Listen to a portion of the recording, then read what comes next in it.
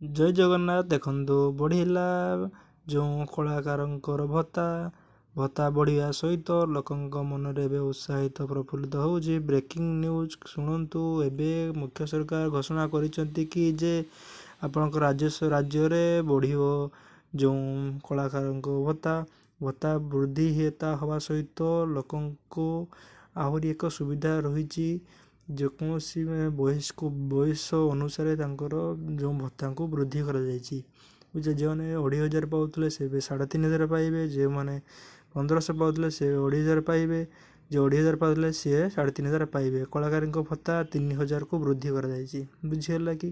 ମୁଖ୍ୟମନ୍ତ୍ରୀ ଭତ୍ତା ନେଇ ବଡ଼ ଘୋଷଣା କରିଛନ୍ତି। କଳାକାରମାନଙ୍କୁ ଭତ୍ତା ବଢ଼ିଲା। ଏବଂ ଆଉ ଗୋଟେ ଏମିତିକି ଇନଫର୍ମେସନ୍ ପାଇବା ପାଇଁ ଆପଣମାନେ ଏହି ଚ୍ୟାନେଲ୍କୁ ସବସ୍କ୍ରାଇବ୍ କରିନିଅନ୍ତୁ। ଏମିତି ଆପଣଙ୍କୁ ନୂଆ ନ୍ୟୁଜ୍ ଆପଣଙ୍କୁ ଅପଡ଼େଟ୍ ହେଉଥିବ। ବୁଝିପାରିଲେ? ତାପରେ ରାଜ୍ୟରେ ଲୋକଙ୍କୁ ଖୁସିର ଖବର ଏହିକି ଯେ ଆପଣଙ୍କର ଯେଉଁ କଳାକାରଙ୍କ ଭତ୍ତା ବଢ଼ିଲା। ବୁଝିହେଲା? ରାଜ୍ୟରେ 47,000 କଳାକାରଙ୍କୁ ଉପକୃତ ହେବେ।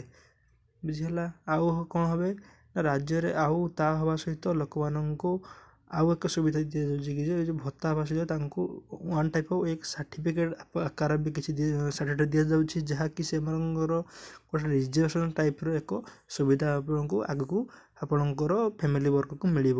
ବୁଝିହେଲା? ତା ସହିତ ଲୋକମାନେ ଏହି ସାର୍ଟିଫିକେଟ୍ ଦ୍ୱାରା ଲୋକମାନଙ୍କୁ ଯେଉଁ